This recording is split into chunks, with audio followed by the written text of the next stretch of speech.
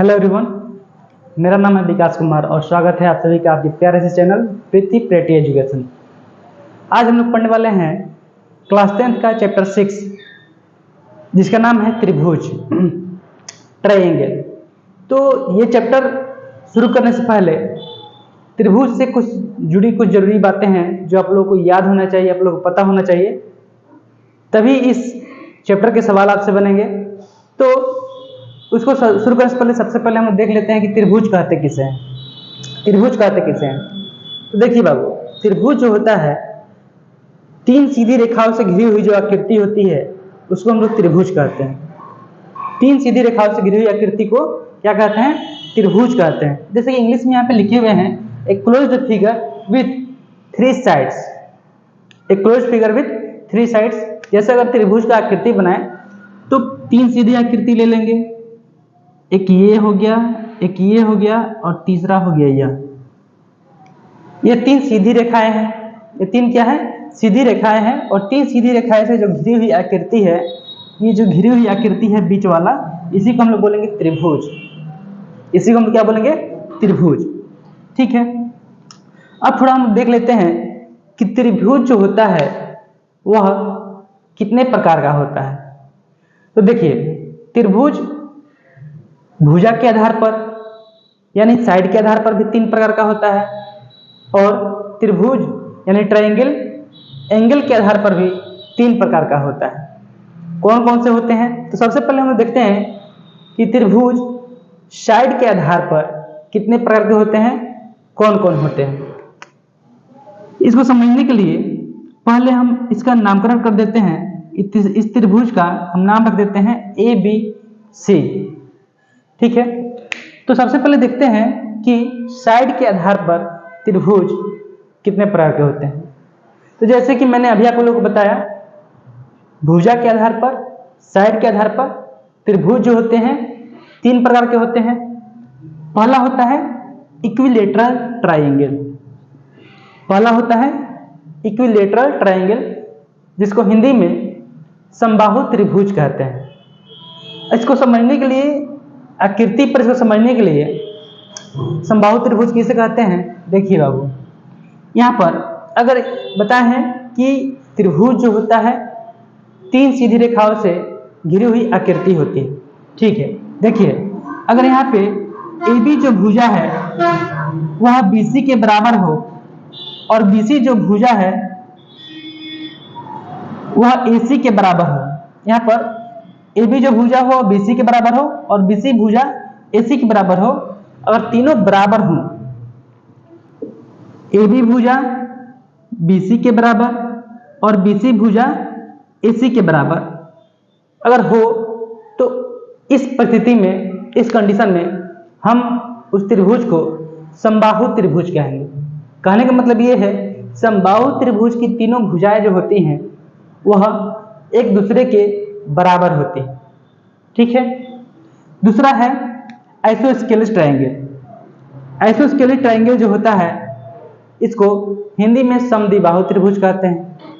तो जैसा कि अभी मैंने बताया कि समबाहु त्रिभुज में तीनों भुजाएं बराबर होती हैं। यहाँ पे देखिए, यहाँ पे लिखा है समद्विबाहु। तो समद्विबाहु त्रिभुज में त्रिभुज की 2 भुजाएं जो होती हैं वह बराबर होती हैं, तीसरी भुजा बराबर नहीं होती है 2 भुजा की।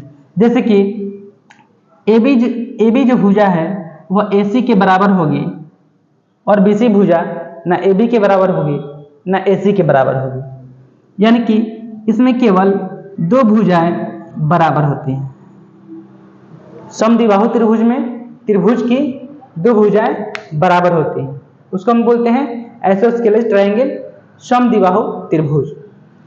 तीसरा जो है, यहाँ पर देखिए, तीसरा ट्रायंगल है स्केलेन ट्रायंगल। स्केलेन ट्रायंगल जिसको हम लोग हिंदी में विषमबाहु त्रिभुज कहते हैं। तो विषमबाहु त्रिभुज की क्या खासियत है? यह भी बिल्कुल आसान है। इसमें त्रिभुज की तीनों भुजाएं एक दूसरे के बराबर नहीं होती हैं। त्रिभुज की तीनों भुजाएं एक दूसरे के बराबर नहीं होती हैं।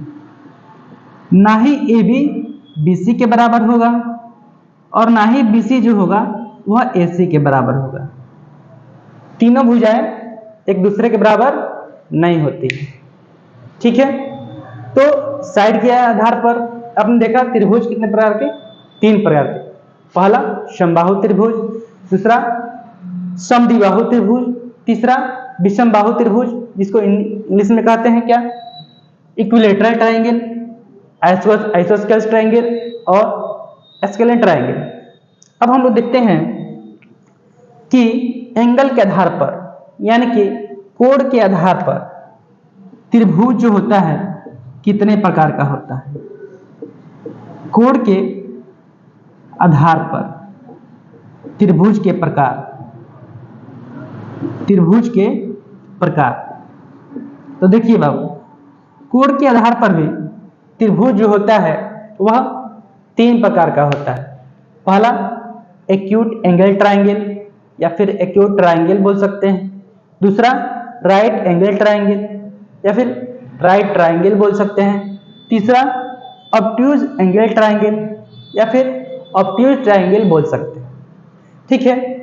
एक्यूट एंगल ट्रायंगल को हिंदी में न्यून कोण कहते हैं। राइट एंगल ट्रायंगल को हिंदी में समकोण त्रिभुज कहते हैं और ऑब्ट्यूज एंगल ट्रायंगल को हिंदी में अधिकोण त्रिभुज कहते हैं। तो देखिए इसको भी थोड़ा सा हम चित्र पे आप लोग को समझा देते हैं कि एक्यूट एंगल ट्रायंगल किसे कहेंगे या एक्यूट ट्रायंगल किसे कहेंगे, राइट ट्रायंगल किसे कहेंगे, ऑब्ट्यूज ट्रायंगल किसे कहेंगे। चलिए एक और यहाँ पे ट्रायंगल बनाते हैं। चलिए ये बन गया हम लोग का ट्रायंगल, इसका भी नाम रख देते हैं ABC। तो देखिए एक्यूट एंगल ट्रायंगल में इसका जो कोण होता है, कोण A, कोण B, कोण C। इस ट्रायंगल में तीनों कोण जो होते हैं वह 90 डिग्री से कम होते हैं, 90 डिग्री से कम होते हैं। एक्यूट एंगल ट्रायंगल में त्रिभुज की तीनों कोण, तीनों एंगल जो होते हैं वो 90 डिग्री से कम होते हैं, ठीक है। दूसरा है right angle triangle. Right angle triangle में देखिए इसकी क्या विशेषता होती है। जैसे मान लीजिए कि एक और हम यहाँ पे त्रिभुज बना रहे हैं और यह त्रिभुज हम कुछ इस प्रकार बना रहे हैं। इसका हम नाम रख देते हैं PQR। तो यहाँ पे आप देख रहे हैं कि एंगल Q जो है यह 90 डिग्री का है, 90 डिग्री का है और बाकी जो दो कोण हैं यह 90 डिग्री से कम है, ठीक है। तो यही खासियत होती है राइट एंगल ट्रायंगल के समकोण त्रिभुज के, कि इसमें एक कोण जो होता है वह 90 डिग्री का होता है और बाकी दो कोण 90 डिग्री से छोटे होते हैं, ठीक है। अब तीसरा जो है ऑब्ट्यूज एंगल ट्रायंगल, जिसको हिंदी में अधिकोण त्रिभुज कहते हैं। तो इसको भी देख लीजिए। मान लीजिए कि यहाँ पे हम एक और त्रिभुज बना रहे हैं कुछ इस प्रकार, ठीक है। इसका हम नाम रख देते हैं MNO, MNO। अब यहाँ पे देखिए, यहाँ पर 3 कोण है, कोण M है, कोण O है, कोण N है, यानी एंगल M, एंगल N और एंगल O। यहाँ पर आप देख पा रहे हैं कि एंगल N जो है यह 90 डिग्री से अधिक है, 90 डिग्री से अधिक है। और ऑब्ट्यूज एंगल उसी ट्रायंगल को कहते हैं जिसमें एक कोण 90 डिग्री से अधिक होता है और बाकी के दो कोण, और ये 90 डिग्री से अधिक होगा तो बाकी के दो कोण सिंपल सी बात है वह 90 डिग्री से कम होंगे, ठीक है। तो ऑब्ट्यूज एंगल अधिक कोण जो होता है उसमें एक कोण जो होता है, एक एंगल जो होता है वह 90 डिग्री से अधिक होता है। तो ये हम लोग देखें ट्रायंगल। सबसे पहले ट्रायंगल का परिभाषा, 3 सीधी रेखाओं से घिरी हुई जो आकृति होती है उसी को हम लोग त्रिभुज कहते हैं। और भुजा के आधार पर यानी कि साइड के आधार पर त्रिभुज जो होते हैं 3 प्रकार के होते हैं और कोण के आधार पर त्रिभुज जो होते हैं 3 प्रकार के होते हैं। अब थोड़ा इसके आगे हम लोग देखते हैं, आप लोग इसको प्लीज नोट कर लीजिए। इसके आगे हम लोग देखते हैं।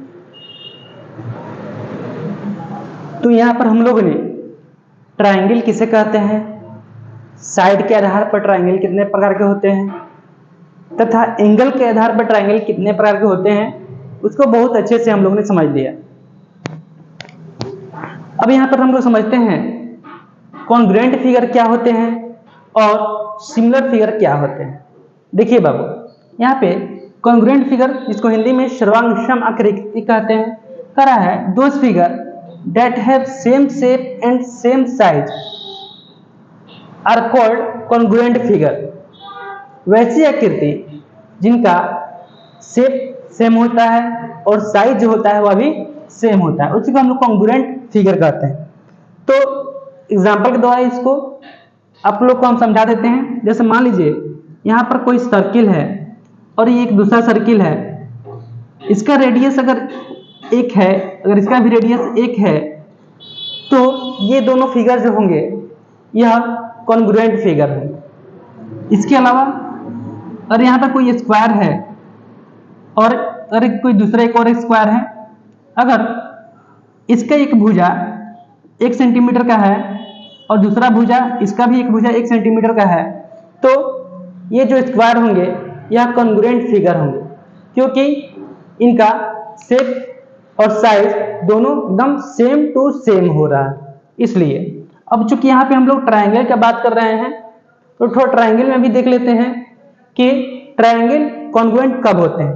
जैसे मान लीजिए यहाँ पर यह एक ट्रायंगल हो गया और ये एक दूसरा ट्रायंगल हो गया।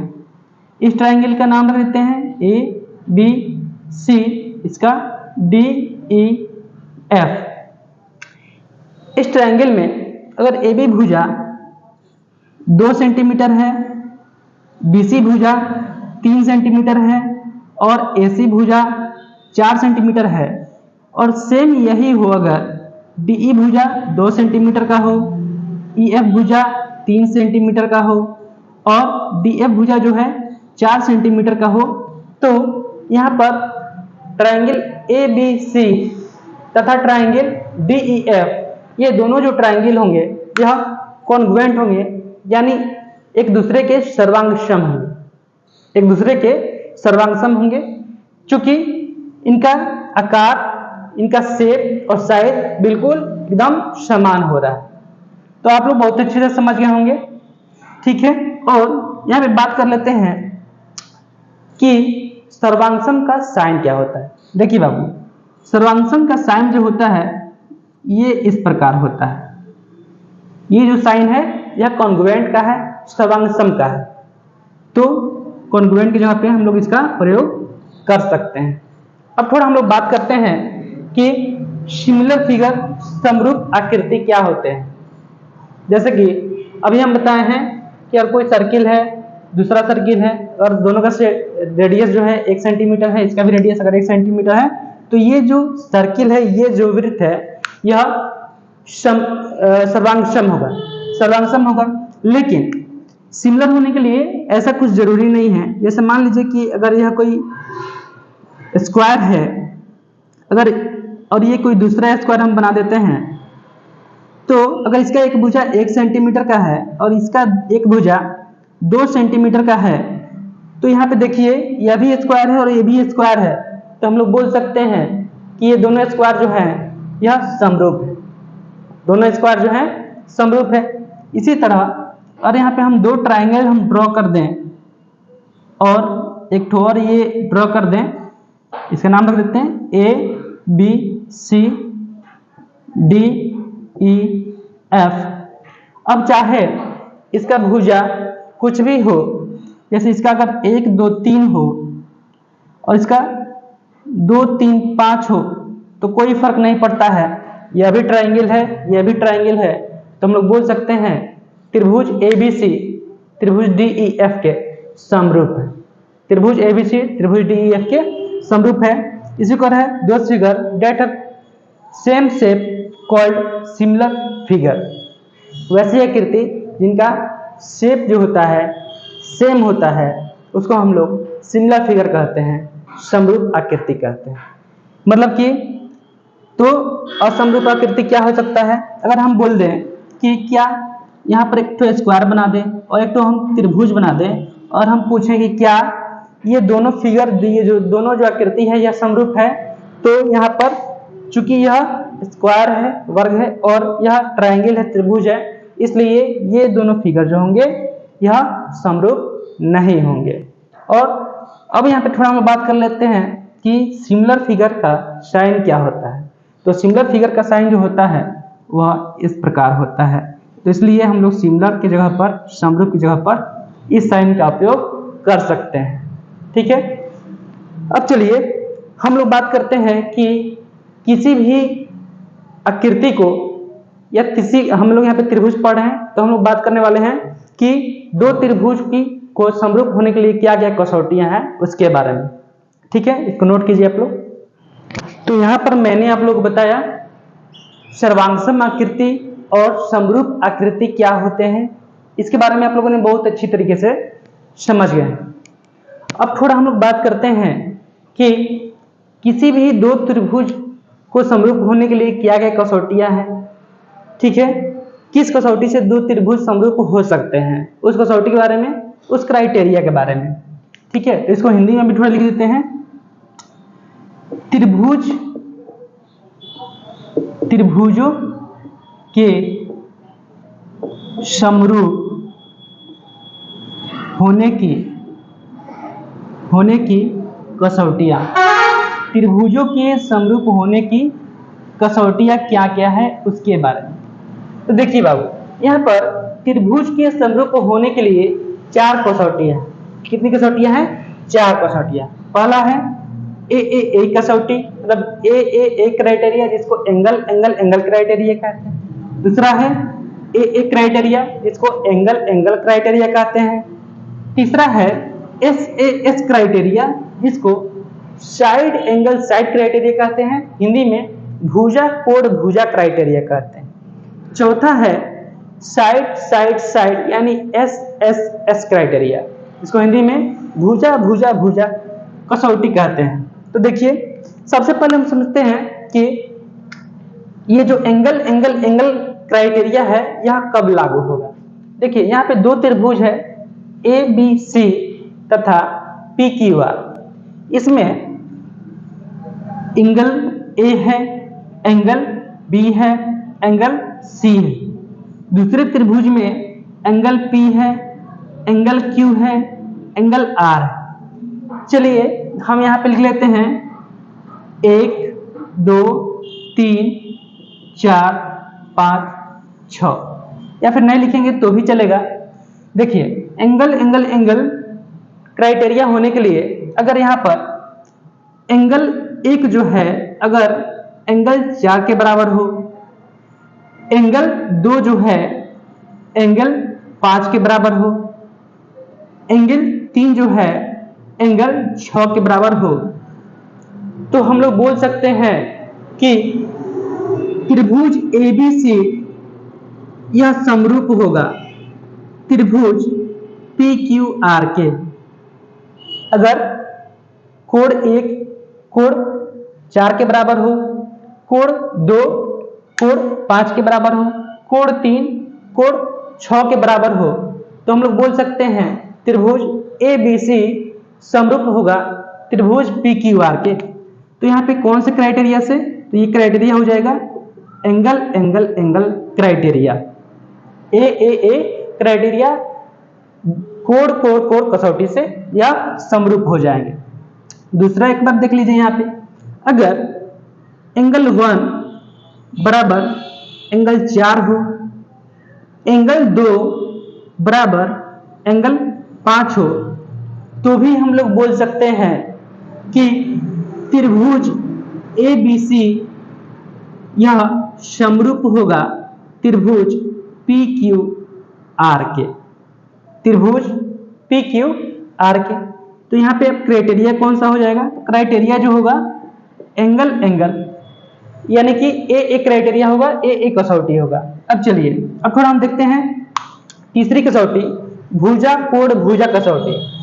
इसको समझने के लिए थोड़ा सा ध्यान दीजिए आप लोग, बहुत इजी है, डिफिकल्ट नहीं है ज़्यादा, एकदम इजी है। जैसे मान लीजिए कि AB भुजा है 2 और AC भुजा है 3 और BC भुजा है 4, इसमें भी मान लेते हैं जैसे कि AB भुजा, PQ भुजा 4, PR भुजा जो है 6 और QR भुजा जो है 8 सेंटीमीटर।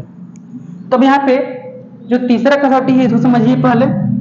देखिए, अगर AB भुजा और PQ भुजा का अनुपात बराबर हो, जैसे कि AB भुजा तथा PQ भुजा का अनुपात बराबर हो किसके, तो AC भुजा तथा PR भुजा के, तो हम लोग बोल सकते हैं। इसके अलावा एक और चीज होना चाहिए कि इनके संगत कोण, यानी कि इस भुजा और इस भुजा, AB भुजा, AC भुजा तथा PQ भुजा और PR भुजा के बीच बनने वाला कोण, इनका कोरेस्पोंडेंस एंगल वह बराबर होना चाहिए। जैसे मान लीजिए कि इसको लिख देते हैं 40 डिग्री और इसको भी लिख देते हैं 40 डिग्री, यानी कि एंगल A जो हो एंगल P के बराबर हो, तब हम लोग बोल सकते हैं कि त्रिभुज ABC जो है वह त्रिभुज PQR के समरूप होगा। जैसे कि एक बार चेक कर लेते हैं, जैसे कि AB बटा PQ, तो AB का है 2 और PQ 4, यानी कि इसको काटेंगे तो आ जाएगा, यह कैंसिल करेंगे 1 बटा 2। दूसरा चेक कर लेते हैं AC बटा PR, तो ये है 3/6, इसको अगर हम लोग कैंसिल करेंगे तो ये भी आ जाएगा 1/2, यानी कि इन दोनों का अनुपात जो है बराबर है और इनके कोरेस्पोंडेंस एंगल, इन दोनों भुजा के बीच बनने वाला जो एंगल है यह भी बराबर है। 40 डिग्री यह भी है, 40 डिग्री यह भी है, तो हम लोग बोल सकते हैं त्रिभुज ABC समरूप होगा त्रिभुज PQR के किस क्राइटेरिया द्वारा।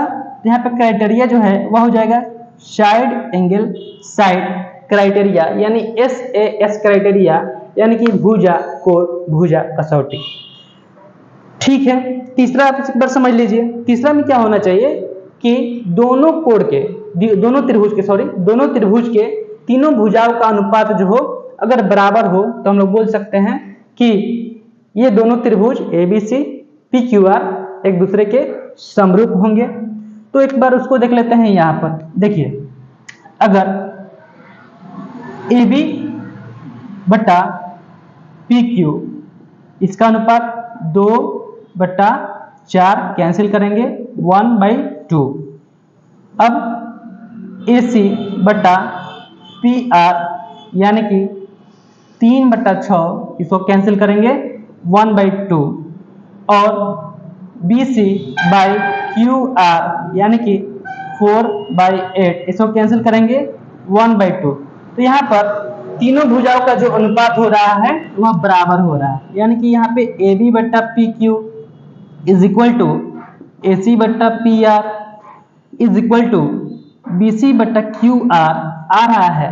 तो हम लोग बोल सकते हैं कि त्रिभुज ABC समरूप होगा त्रिभुज PQR के किस कसौटी द्वारा, किस क्राइटेरिया द्वारा। तो यहाँ पे जो कसौटी है क्राइटेरिया है SSS, यानी कि साइड क्राइटेरिया द्वारा, भुजा कसौटी द्वारा। तो यह अभी तक ये जो इंट्रोडक्शन आप लोग को मैंने बताया है त्रिभुज का, तो इतने इंट्रोडक्शन से चैप्टर 1 यानी कि 6.1 आपका बिल्कुल आराम से बन जाएगा। अब 6.2 शुरू करने से पहले इसके बाद हम लोग 6.1 को क्लियर कर लेंगे, उसको पूरा आप लोग को बता देंगे। उसके बाद हम आप लोग को 6.2 शुरू करने से पहले कुछ थ्योरम है, उस थ्योरम को बताएंगे, तब शुरू करेंगे एक्सरसाइज 6.2। फिर मिलते हैं अगले वीडियो में, तब तक के लिए जय हिंद, नमस्कार।